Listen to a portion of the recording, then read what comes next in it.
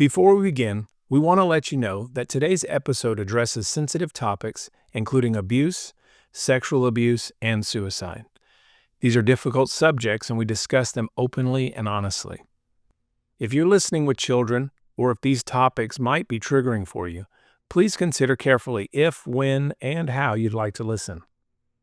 While these are challenging topics, we also share the hope and healing Jesus has brought, as well as how the Lord is using Kara's story to help others. This will be a 3-part series. Thank you for joining us, and remember, we're here to bring glory to God and provide hope through these conversations. God bless. Well, we're excited to be back with you. My name is Jason Brooks. I'm the Executive Director and Lead Pastor of AGORA Ministries, and we are here at the AGORA Cast, where our goal is to bring glory to God by telling stories of what He has done. And He is in the life-changing business, and we're going to hear a story of that today. I have 2 ladies with me here. Before we begin, why don't you guys introduce yourself? My name is Cherith McMillian. And what do you do, Kara? I am a missionary, a full-time missionary. I worked with AGORA for 2 years, and now I am headed to Honduras to be a full-time missionary there with Bana Foundation. Awesome. Well, my name is Fanny Molina. I'm a missionary here with AGORA. I'm one of the main youth pastors, a part of our discipleship director, and as well a part of our leadership team here in San Antonio. You're like a do everything, right? Yeah, pretty There you much. go. All right. Well, I'm excited to be here. So I've known what God has done in your life, Cherith, and it's been exciting to see the process. But I know you're going to be leaving to Honduras. So if you give me the 1 minute real quick, because we'll do a whole episode on you going to Honduras and what you've seen. But just give me a quick, before we jump into your testimony. Yeah. Why are you going? What's going on? You've been with us for 2 years in a discipleship school, but now you're going to a whole nother country and doing a 2-year stint over there. So tell me, what is the motivating factor on that one? Well, Jesus, obviously, but I went there. Last December was my first time going there, and I just saw, it's crazy. The only way I could describe it is, that scene in Hunger Games where Katniss is at the Capitol. Yeah. And she sees how greedy they are and how these people are literally throwing up their food so that they could eat more. And my whole life I was like the Capitol is Hollywood. It's Yeah. it's different. And then I went to Honduras and I'm like, oh my gosh, I'm the Capitol. You just don't even understand the depth of how different it is over there. And through my trip, I was just like, my 1 week in the long run isn't going to impact anything. And I was like, Lord, how do you want me to respond to this? To respond to what I'm seeing in Honduras? And I just heard that verse, that famous verse, here I am, Lord, send me. And I'm young and I'm single. And man, there's nothing better I could do with my life than spend time investing in people and investing in the kingdom over there, because that's what lasts for eternity. That's awesome. Well, that week did count, then it did make a difference, because if you hadn't gone, it wouldn't have made a difference in your heart. And now God got to use that to do way more. Yeah. And we're going to be talking about that later on, about how you've seen the families, you guys minister to families living in the trash dumps. They literally don't have anywhere else to go, that you're in hospitals, and you're working with schools and adopting kids. And I know I've heard stories from multiple people in that are going to Honduras about the abuse and abandonment, that it's at a whole nother level. And so I'm excited to talk about that, because it's God moving His people's heart to go serve those in need. And that's our heart. But I want to start with your testimony, because you have a crazy testimony. Let's just be, it's a little different than the norm, okay? And I mean that in a blessing, in the sense of God could do awesome things, but I think that story needs to be told. So, okay, my first meeting you come on a mission trip. Misty and I met you. You came on the mission trip with CBC, just a group, Community Bible Church here in San Antonio. You came, it was an awesome trip. And then you gave a testimony on one night, and I was like, no, I would have never guessed that. You know what I'm saying? That was different. And then God has just moved since, and we'll talk about that. But help me understand. Tell me where you were at right before you came to that CBC mission trip at AGORA. Where were you at in life? What was going on? Right before I went on the trip, I was actually saved a few months prior. Okay. And I was radically saved. Before I was saved, I was actually agoraphobic, which is really funny. Yeah, we're good. Please, yeah. God is funny. But agoraphobia is basically you're afraid of the outside world. And because of my past and trauma that happened in my childhood, I literally could not get out of bed. And so I was rotting literally in bed for a year and a half. And I was in this place mentally where I just didn't want to exist. I believed in God. I had a background in church, and but my worst fear was living forever. It didn't matter if it was heaven, it didn't matter if it was hell.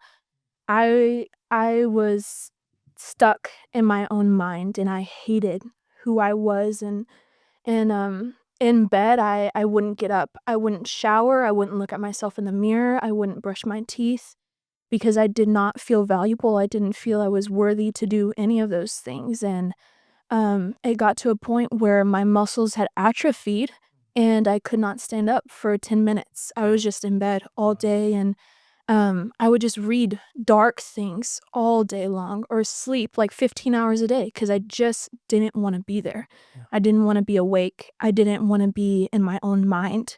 And my worst fear was living with myself forever.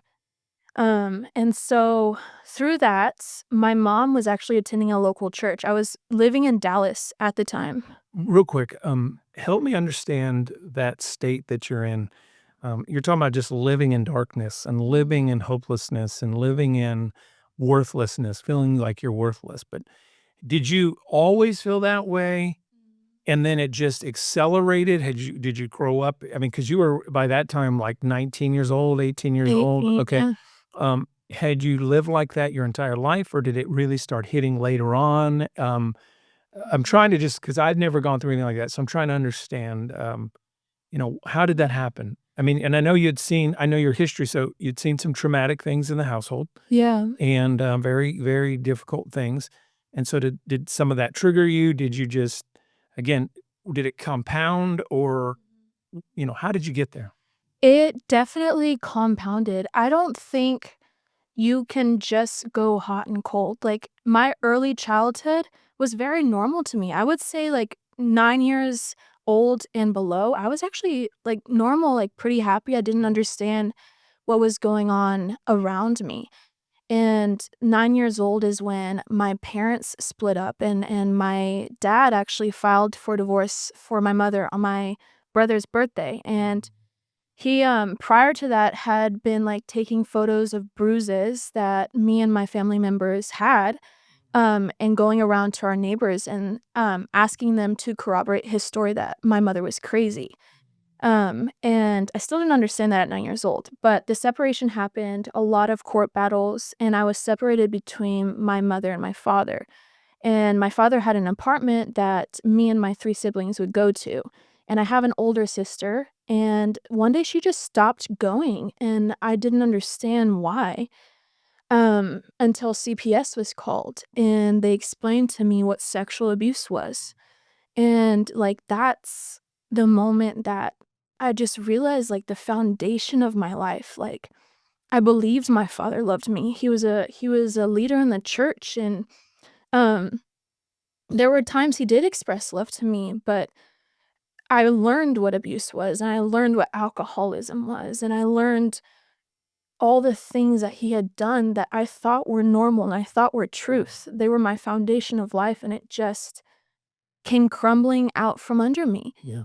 And after that, I still visited my father. They were in the process, CPS was in the process of investigating. I was 10 years old, still didn't understand what was happening. And then summer before 5th grade, my brother started sexually abusing me, in my bed. And that just like added a whole nother layer. Our family was already splitting apart. And looking back now, like my brother was a young guy, and he was a young man. I can understand, like, he really was doing what he was taught. Like, I don't think he understood what he was doing, and it took me a long time process of healing to understand he didn't understand what he was doing. And it hurt me anyway, and my family just broke apart vastly after that. My brother went to live with my dad, and I never saw my dad really after that. And my mom just went off the deep end because us as children, we went off the deep end. We were reckless, and we started stealing from each other. I stole from my mom thousands of dollars, and my sister did the same. My brother, we would abuse each other, manipulate each other. And my sister, she started having very dark thoughts, and had went to mental hospitals, and I did the same because we just didn't want to be there. So we tried to end our lives multiple times, and I got to a place where I realized I didn't understand my purpose. I didn't understand why I was here, and um I didn't have an excuse really. I like I was in this victim mindset that everything that went wrong in my life was other people's faults and not mine. And at some point, like it is at some level other people's faults, but I chose to do the things I did. I chose to stay in my bed for years. I chose to abuse my family back. I chose to steal and to lie. And so it was a compound. It was just little by little, like I lost parts of myself to to pain that I had, and I chose over and over, instead of overcoming it, to just go deeper and to my pain. And it got to a point where I was just afraid of the outside world, and I read things to satisfy myself, and I just lost my value as a person. So normal childhood, you find out one of the people, well, the two people you trust the most growing up, your parents, one of them is doing these things that are just horrible. It then just starts once you find out, it gets magnified by other experiences and their trauma and your trauma, and everybody's together, and it just gets worse. And your coping mechanism was staying away from everybody, living in darkness and living in pain and separation. And then what happened? And then, okay, so I was born and raised in San Antonio, and I actually moved to Dallas upon my counselor's request. He was like, "You need to get Cherith out of here, out of this house, out of this place." And so I moved to Dallas with my mother. My grandmother had had a stroke at the time, and so it worked out. We could take care of her, or my mother could take care of her, and I would like have a different place. But nothing was changing. I stayed in bed. I stayed in bed all day. And it was killing my mother. Like, just to see her child, like, Go through this pain, this grief, this hurt, this yes, loneliness. Yeah. and, there was nothing she could do about it. There was nothing she could do about it. And she went to a local church at the time, and she spoke to the pastor, to the youth pastor, and the youth pastor was like, "I think you should invite your daughter to church." So my mother came home, and she said, "You should go to Wednesday night church." And at that time, I was thinking a lot about my life. Like, I knew that this was it. I was at rock bottom. I had dropped out of school, didn't have a job, didn't have a license, was 18, hadn't finished the ninth grade, and I could not get up. I couldn't get up. And I was like, this is going to be the rest of my life until I die if nothing changes.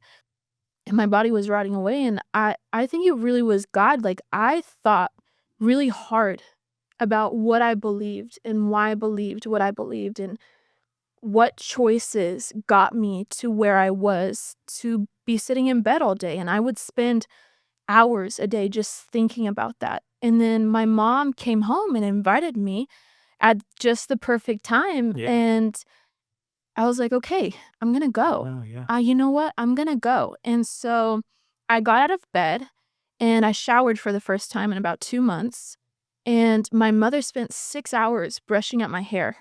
It was in mats. I hadn't brushed it in 2 months. And she took out a third of it because it was so tangled.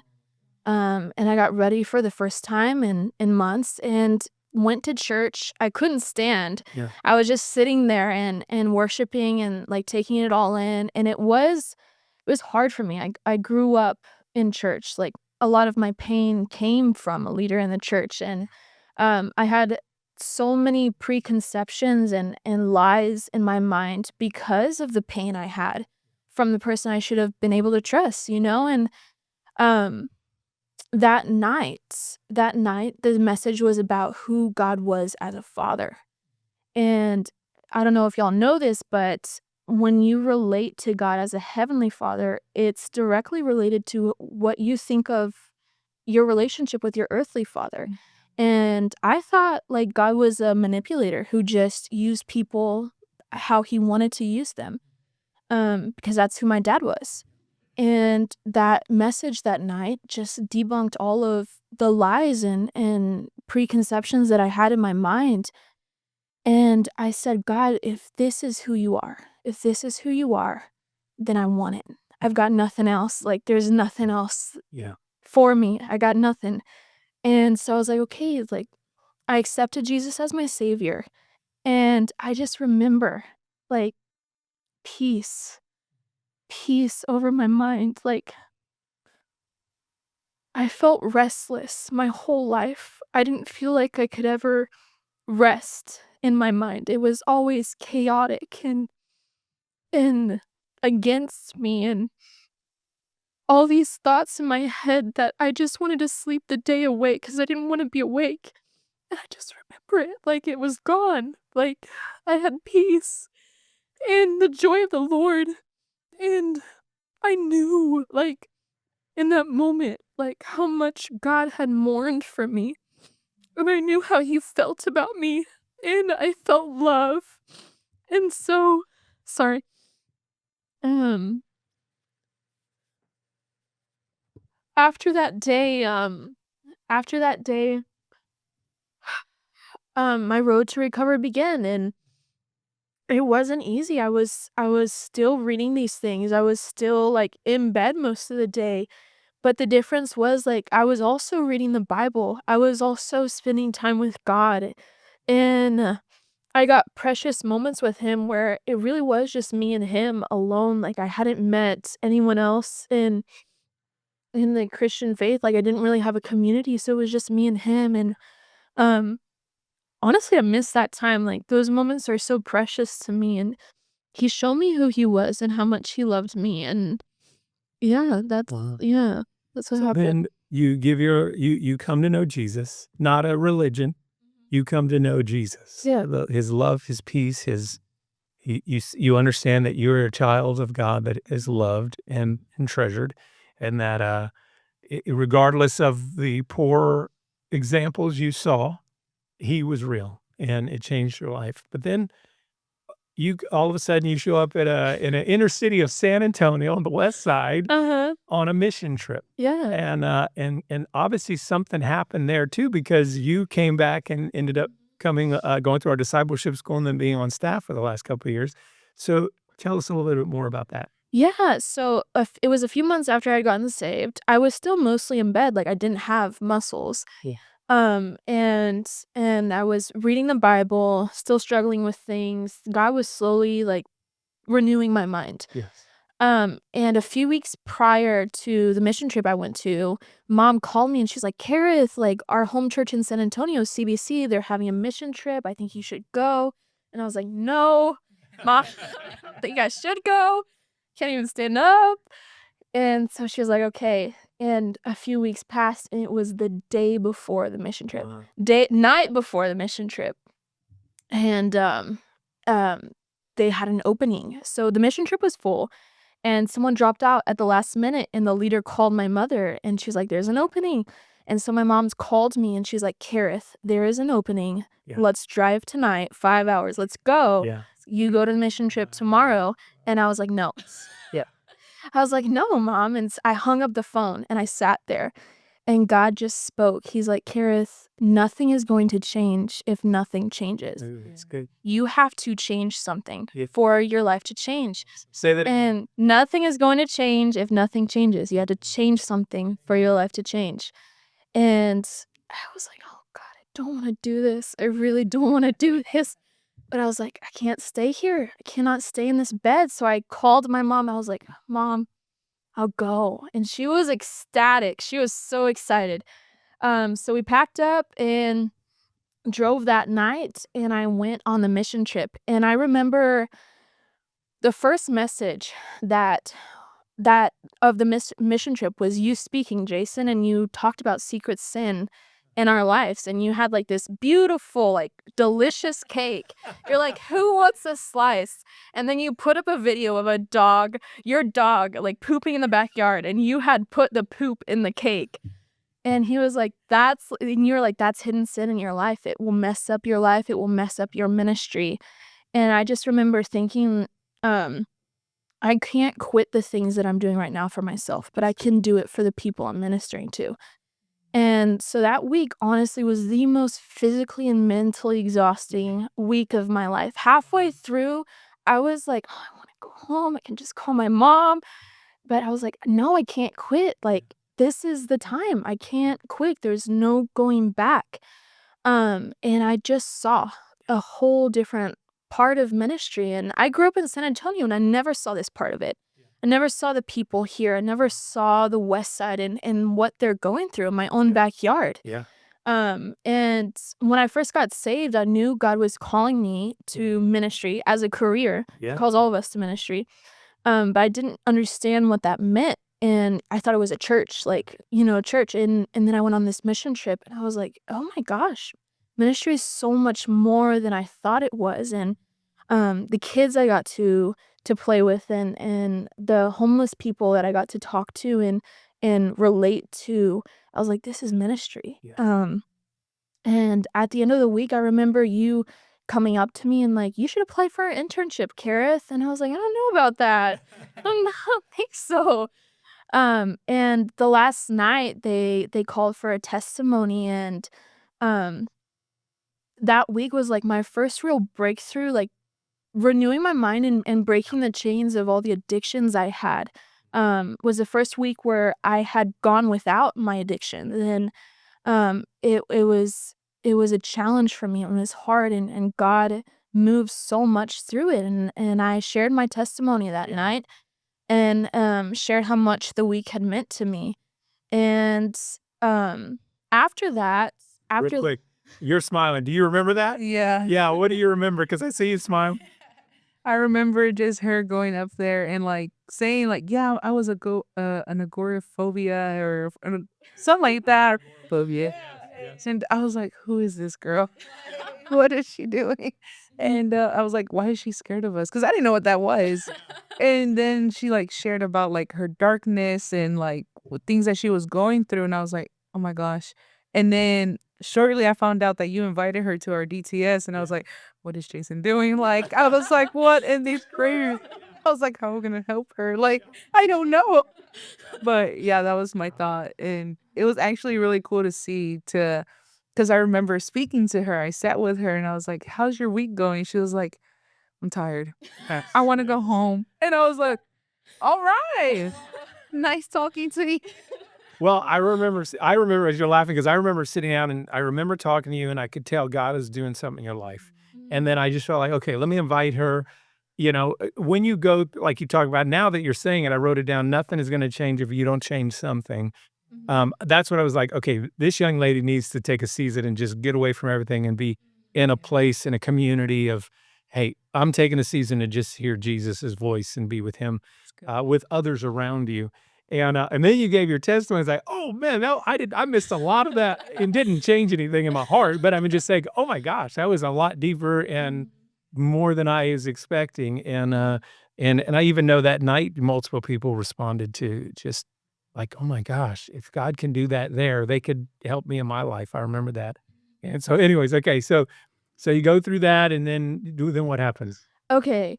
So then I went home and I was like, "There's no way I can do this internship." I hadn't graduated. Then I was still hadn't done the ninth grade, Yeah. hadn't finished that, That's didn't have a license. You were older, but you hadn't gone through school because 'cause you'd been going through the depression and the anxieties and all those. Yes, and my mom never gave up on me. Like, by the time I finally graduated, I went to 16 different schools. Like, My she would just keep enrolling me. Go, like, keep Oh trying. my gosh, she had grit. Like, oh my Wow. gosh, she had perseverance. So, like, I had I hadn't graduated the 9th grade and didn't have my license, had never worked a job, and I knew that you had to have, like, $2,500 to do the internship here. I'm like, "I don't know where I'm gonna get that money. I don't know what I'm gonna to have it." I still need to, like, graduate school, still need a car, I still need my license. Yeah. And that Sunday, there was a message about how are you gonna go do missions and minister to other parts of the world or other parts of even the US if you can't do it in your own backyard. And that's when I knew. I was like, "Oh, okay. Okay, if I The can't message even was do for it." me. I know. God's saying, "Go right there." Yeah. Yeah, when God speaks to you. And I was like, San Antonio is my backyard. Like, if I'm not able to do it there, where else am I gonna be able to do it? And so I would remember I went to lunch with my mother, and, I had told her about your invitation. I was like, "I can't go. Like, I'm not gonna go." And I just remember, like, sitting there and be like, "Okay, mom, if I do go, what would that look like?" And that was the start of it. And I had, like, 3 or 4 months, I think, before, like, the internship started, or 5. It was the summer. It was the summer, and then We were it done in started January. that January. So I had, like, a short amount of time. And I was like, "Okay, I better get, like, started." And so I applied for a job at a local Albertsons, and I would bike there or walk there Yeah. every day for my job. And then I started going to get my license, and I had a cousin who gave me her car, and then I totaled it. Oh my gosh. But with the money, I was able to get a new car, and so oh, it was so funny. I was like, "Oh my gosh, there goes the internship, like, hey, go now." But I got a new car, and it was amazing. But yeah, like, it's crazy because through my job at Albertsons, I was, like, working in the deli. I was a vegetarian, serving other people meat. It was so funny. But I got to, like, talk and pray for the people there. Like, I just remember being a young Christian. I'm like, "I don't know what to do with this," Yeah. but I just shared, like, my testimony, what I'd gone through. I got to pray for my coworkers, got to pray for my boss. And at the end of it, he knew I was going to the internship, and he was like, "Cherith, you always have a place here. Like, you can work here whenever you want."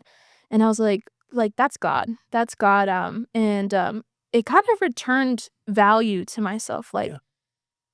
God just, like, he was just teaching me, like, how precious and valuable I was. But anyways, at the end of it, I had earned enough to go to the internship, had my car, had my license, and I was going to school Yeah. online, and I went to the internship. I had actually applied prior, and it's so funny because during the interview for the internship, I did not think I was gonna get the internship because Fanny and this other guy, Vincent, they were laughing the whole time. It was Victor. Victor. Oh my gosh. Yeah. Victor, he was laughing the whole time, and I was like, "Oh, like, I'm doing something or something. Don't take me seriously." And, they waited, I think, till, like, December to tell me that I had gotten accepted. So I, like, at that point, I was like, "I guess I didn't get it." You're not sure what's about. Guys, Yeah. and I was like, "Man," but I got accepted, and I was like, "Okay, like, now's the time," and I went to the internship, and I remember getting to the internship, and none of y'all knew that I was still in high school. Yeah. All of y'all were like, I don't think y'all would've accepted me if y'all knew. Actually, we're all we got to 18, and we knew, your parents are gonna let you come, and but you signed for yourself, so we didn't. And the moment we found out, we're like, "Oh my god!"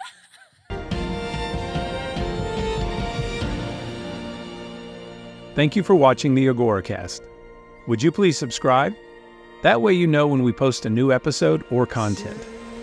Please leave me a comment. Let me know what spoke to you in the podcast, or if you have a prayer request. And if you'd like to support the ministry financially, you can scan the QR code or click the Give button now and help us continue to serve the poor and those in need for our Lord Jesus. Thank you.